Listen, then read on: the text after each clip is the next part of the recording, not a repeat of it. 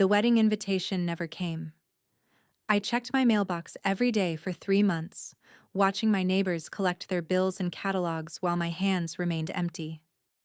At first, I thought it was lost in the mail. Then, I convinced myself it was delayed.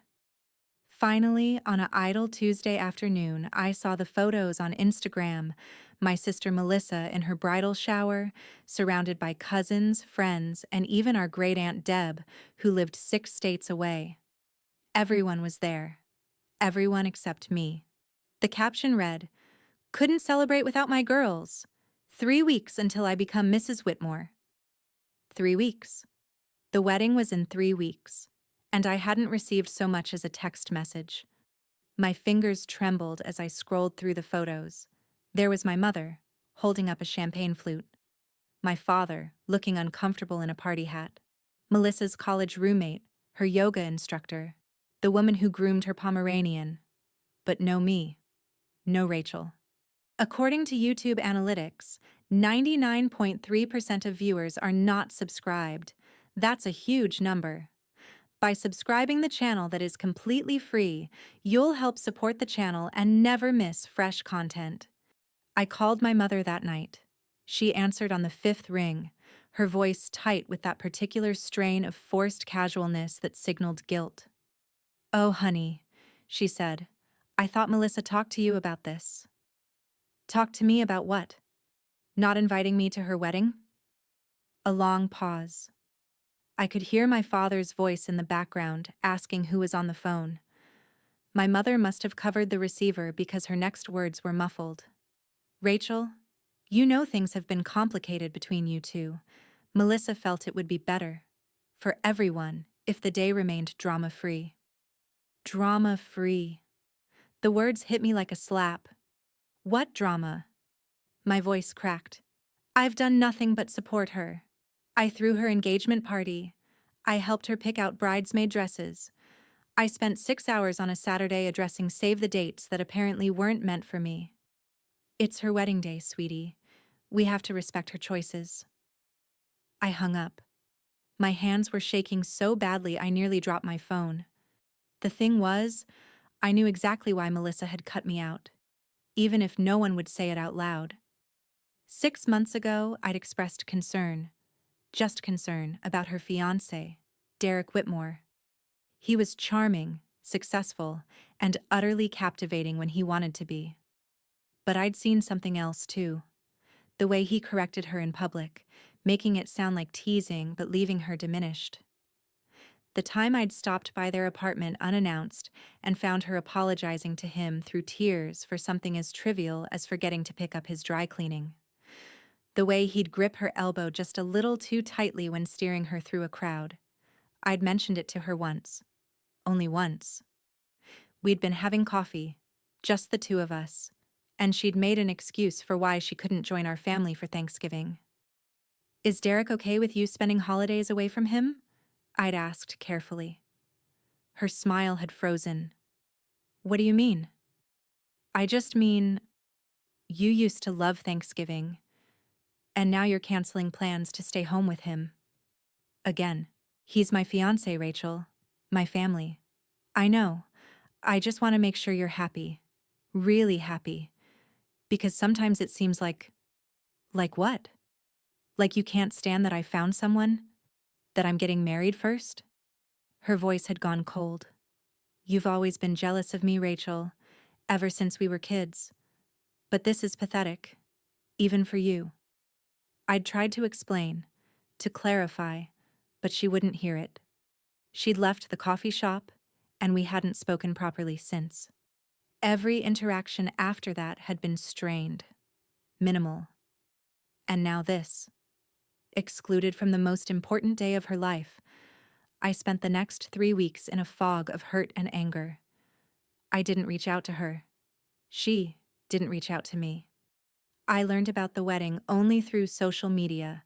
The ceremony was at the Rosewood Estate, a sprawling venue with manicured gardens and a 7-tier fountain.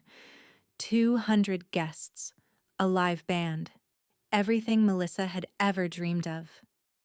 The day of the wedding, I stayed in my apartment with the curtains drawn, drinking wine and hate scrolling through the hashtag Charles Whitmore wedding. The photos appeared in real time. Melissa in her dress, a cascade of ivory silk and lace. Derek in his tuxedo, looking like he'd stepped out of a magazine. The ceremony, the first kiss, the reception. And then, around 10 p.m., everything changed. The first video appeared on Twitter. I almost scrolled past it, just another wedding clip. But the caption stopped me. This groom is trash. Watch what he does when he thinks no one's recording. My heart hammered as I pressed play. The video was shaky, clearly filmed on someone's phone from across the reception hall. It showed Derek and Melissa standing near the cake table. They appeared to be arguing, though the music drowned out most of their words. Melissa's face was flushed, her jaw tight. Derek leaned in close to her, and for a moment, I thought he was going to kiss her cheek. A reconciliation. Instead, his hand came up fast and sharp, connecting with her face in a slap that snapped her head to the side. The video ended there, just 3 seconds long. But those 3 seconds were enough. I watched it again. And again. Each time, my stomach dropped a little more, the casual violence of it. The way he'd looked around afterward, checking if anyone had noticed. The way Melissa had simply stood there, frozen, her hand pressed to her reddening cheek. Within an hour, the video had 10,000 views. Within 2 hours, 50,000. By midnight, it was trending nationally. Whitmore wedding became Crow, Chalk, Whitmore abuse. Think pieces appeared. News outlets picked it up. Someone identified Derek's employer, a prestigious law firm downtown, and the firm's social media accounts were flooded with demands for his termination. I sat in the blue glow of my laptop screen, watching my sister's perfect wedding implode in real time, and I felt nothing. No, that wasn't true. I felt vindicated. I'd been right. I'd seen exactly what Derek was, and everyone had dismissed me, had excluded me for daring to suggest that their golden boy might not be so golden after all. My phone buzzed. A text from my mother. "Have you seen what's happening?" I didn't respond. Another text, this time from my cousin Jennifer. "OMG, Rachel, are you watching this? Your sister's wedding is all over Twitter." I poured another glass of wine. The doorbell rang at 2 in the morning. I considered ignoring it, but the ringing continued, insistent and desperate. When I finally opened the door, Melissa stood in the hallway, still in her wedding dress, mascara streaked down her face. "Can I come in?" Her voice was barely a whisper. I stepped aside. She walked to my couch and sat down heavily, the dress pooling around her like a deflated cloud. For a long moment, neither of us spoke. "You were right," she finally said. "About Derek. About everything." The vindication I'd felt earlier curdled into something ugly. She looked so small, so broken, and all I could think was, "I told you so." "What happened after the video?" I asked instead. Everything fell apart. People started coming up to me, asking if I was okay, if they should call the police. Derek's best man took him outside. My friends tried to get me to leave. Mom and Dad were crying. The band stopped playing. It was... She covered her face with her hands. "It was supposed to be the happiest day of my life, Rachel." "Did he hit you before?" She nodded slowly. "Not often. Just when I really messed up. When I deserved it." "You never deserve it, Melissa." "I know. I know that now. But in the moment, when he'd explain why he was angry, it always made sense. I forgot something important. I embarrassed him. I was too loud, too quiet, too something." She looked up at me, her eyes red and swollen. "Why didn't I listen to you?" Because she'd been in love. Because Derek had been careful at first, charming and attentive, and the control had crept in so gradually that she'd adjusted to each new restriction without noticing the pattern. Because abuse was insidious like that. But I didn't say any of that, Instead, I asked, "Where is he now?" "I don't know. After the video went viral, his groomsmen got him out of there. Someone said he went to his parents' house. He's been texting me, saying it was my fault, that I provoked him, that I'm ruining his life by not defending him publicly." She laughed, a bitter sound. "His life. Like mine isn't over too. Your life isn't over." "Yes, it is. Everyone saw, Rachel. Everyone. It has millions of views now. Millions. People are posting it everywhere, making memes, dissecting our relationship. Someone made a TikTok compilation of every time Derek looked controlling in our Instagram photos. My wedding is a cautionary tale." I sat down next to her, careful not to wrinkle the dress. "Good." She stared at me. "What?" "Good," I repeated. "Let it be a cautionary tale. Let people see what he really is. You know how many women are probably watching that video right now and recognizing their own relationships? You might have just saved someone, Melissa. Maybe dozens of someone's. I didn't want to save anyone. I just wanted to get married. To a man who hits you." She flinched. We sat in silence for a moment, the weight of that truth settling between us. "I'm sorry," she whispered, "for not inviting you, for shutting you out, for choosing him over you." I wanted to stay angry. Part of me wanted to make her hurt the way she'd hurt me, to withhold my forgiveness the way she'd withheld that invitation. But she was my sister, and she was broken, and she'd just had the worst night of her life broadcast to the world. "I'm sorry too," I said, "that you're going through this." She leaned her head on my shoulder, and we stayed like that until the sun came up. The next few days were chaos. The video continued to spread, mutating and multiplying across every platform. News vans camped outside our parents' house. Derek's law firm released a statement announcing his indefinite leave of absence, which everyone understood to be a firing they couldn't legally execute immediately. Someone started a GoFundMe for Melissa, which she refused. The Rosewood estate issued an apology, as if they were somehow responsible for their client's domestic violence. Melissa stayed with me. She couldn't go back to the apartment she'd shared with Derek, couldn't face the life she'd built with him. Every morning, she'd wake up and check her phone, scrolling through thousands of messages from strangers, some supportive, many cruel. Someone sent me a message saying I deserved it for wearing white when I'm obviously not a virgin, she told me one morning, her voice flat, like that somehow justifies assault. "Stop reading them," I said. "Block the accounts. Delete the apps." "I can't. I need to know what people are saying." "Why? What does it matter?" She didn't have an answer for that. Derek, meanwhile, had hired a PR firm. They crafted a statement claiming the slap was taken out of context, that it was a playful gesture misunderstood by cameras and observers.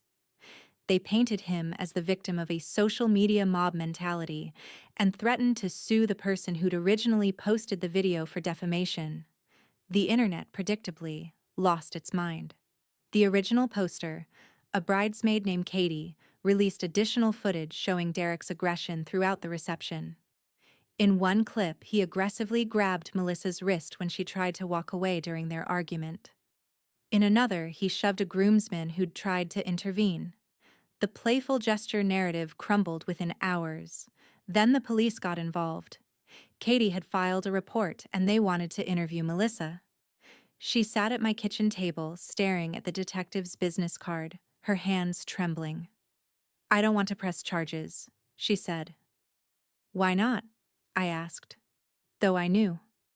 I'd read enough about abuse to understand the complex web of emotions victims navigated: fear, love, shame, hope for change.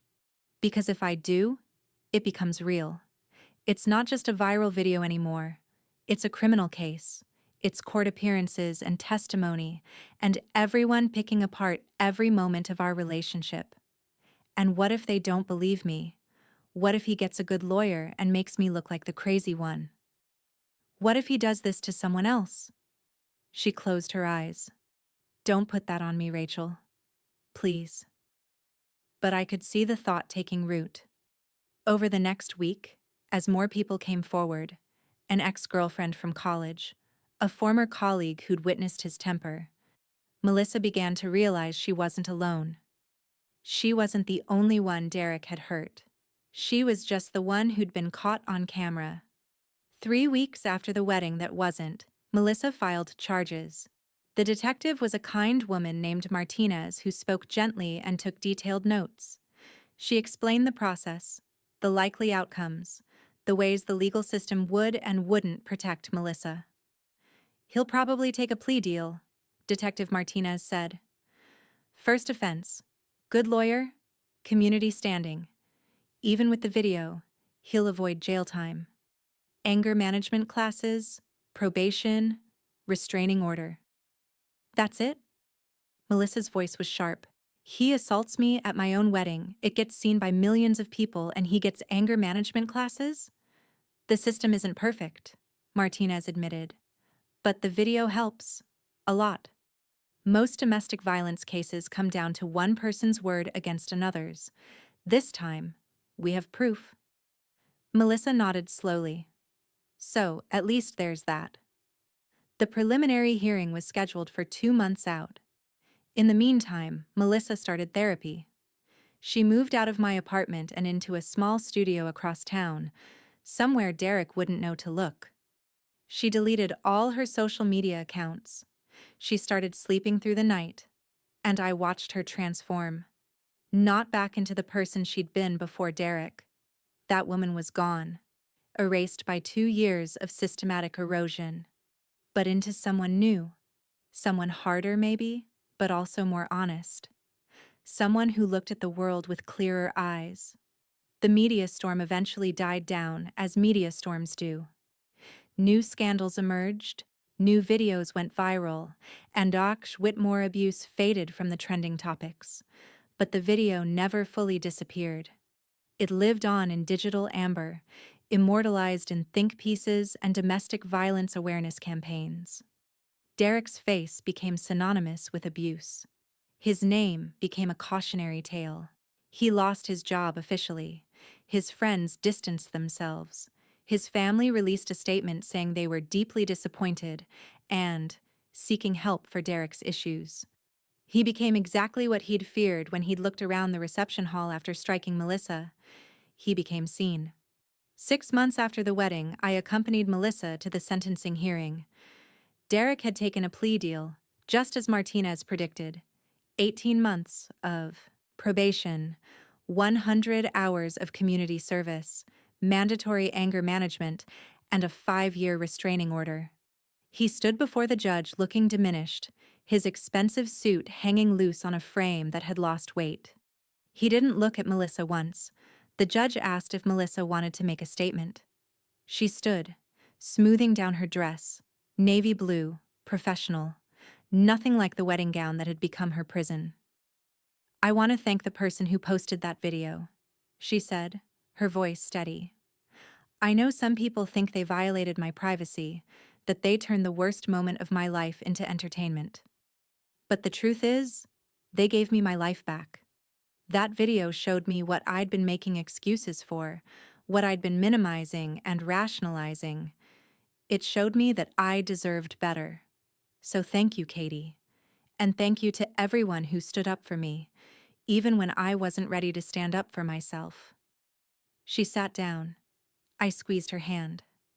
Derek's lawyer tried to paint him as a man who'd made one mistake, who'd been under tremendous pressure, who deeply regretted his actions. The judge wasn't swayed. Mr. Whitmore, she said, you assaulted your bride at your wedding reception. You did so casually, almost reflexively, which suggests to this court that it was not, in fact, an isolated incident. You're fortunate that the victim has shown more mercy than you deserve. Use this probation wisely. If you appear before me again, you won't receive such leniency. We left the courthouse into sunshine that felt almost aggressive in its cheerfulness. Melissa tilted her face up to it, breathing deeply. Is it wrong that I feel good right now? She asked. Like, he got such a light sentence and I feel relieved instead of angry. You get to feel however you feel, I said. There's no wrong way to survive this. I keep thinking about that moment, she continued, when he hit me. It wasn't even the hardest he'd ever struck me, but it was in front of everyone and I couldn't pretend it away or excuse it or hide it. I had to face what my life had become. And as awful as it was, as humiliating and painful, she paused, searching for words. It freed me. Does that make sense? Perfect sense. We walked to my car in comfortable silence, the kind of silence that only exists between people who've been through something together, who've seen each other at their worst and chosen to stay anyway. Thank you, Melissa said as I pulled out of the parking lot, for letting me crash with you, for not saying I told you so, even though you absolutely could have, for being here today. That's what sisters do. No, she said firmly. It's what you do. I didn't deserve it. Not after how I treated you. But you showed up anyway. I kept my eyes on the road, emotion threatening to overwhelm me. You were in a bad situation. He isolated you from everyone who cared about you. That was his strategy, not your failing. I still chose him over you. I uninvited you from my wedding because you were the only one brave enough to tell me the truth. And look how that turned out, I said with dark humor. Some wedding. She laughed. A real laugh. The first I'd heard from her in months. The worst wedding in internet history. That's my legacy now. Better than being married to Derek Whitmore. God, yes. Literally anything is better than that. We stopped for coffee, then drove to the beach. We sat on the sand and watched the waves, not talking about Derek or the trial or the video that would follow both of us forever. Instead, we talked about other things.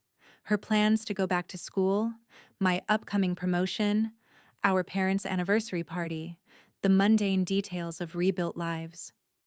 As the sun set, painting the sky in shades of orange and pink, Melissa said, I want to do something with this.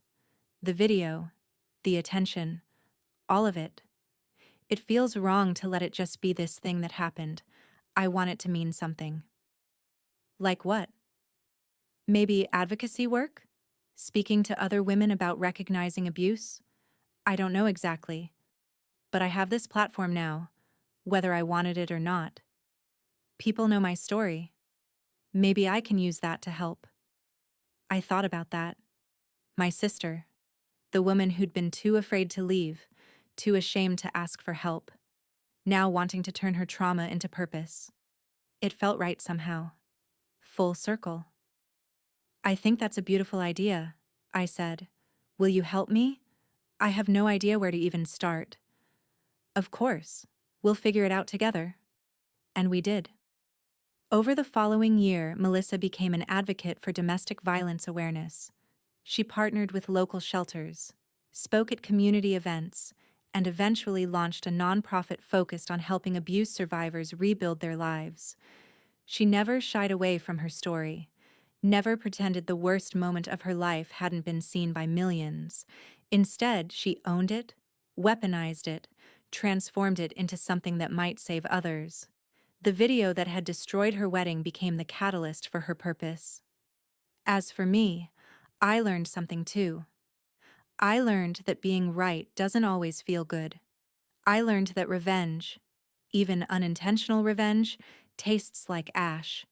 Because watching Derek's life crumble didn't erase the months of pain his existence had caused. It didn't undo the wedding invitation that never came. It didn't restore the time Melissa had lost to his manipulation. But it did give us a path forward. Together. 2 years after the wedding that broke the internet, Melissa stood on a TEDx stage and told her story. She talked about the fairy tales she'd believed in, the red flags she'd ignored, the moment everything changed. The video played on the screen behind her. She'd reclaimed even that, stripped it of its power to shame her. People ask me if I regret having the worst moment of my life go viral, she said to the audience. The truth is, it saved my life. It showed me what I couldn't see on my own. It gave me witnesses when I'd been suffering in silence. Was it traumatic? Absolutely. Would I rather it hadn't happened? Obviously. But it did happen, and I'm choosing to make it matter. The audience erupted in applause. I sat in the front row, crying like a proud parent, watching my sister, my brilliant, resilient, courageous sister, turn her pain into power. After the talk, as we celebrated over dinner, Melissa raised her glass. To Katie, she said, who posted the video, to Detective Martinez, who believed me, to Mom and Dad, who eventually understood, and to you, Rachel, for seeing the truth when I couldn't, for never giving up on me, even when I gave up on myself. To survivors, I countered, and to sisters who show up, even when they're not invited. We clinked glasses, and in that moment, I felt something shift. The hurt of being excluded from her wedding, the anger at being called jealous, the vindication of being proven right, all of it dissolved into something simpler. Love. Just love.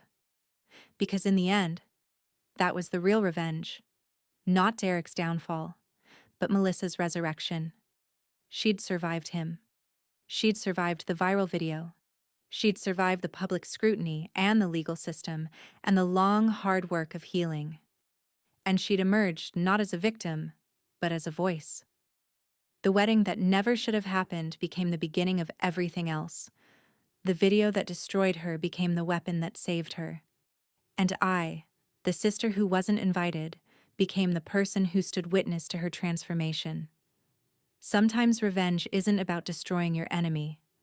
Sometimes it's about outliving them, outgrowing them, and turning their worst weapon into your greatest strength. Sometimes revenge is just surviving, then thriving, then helping others do the same. And that, I think, is the sweetest revenge of all.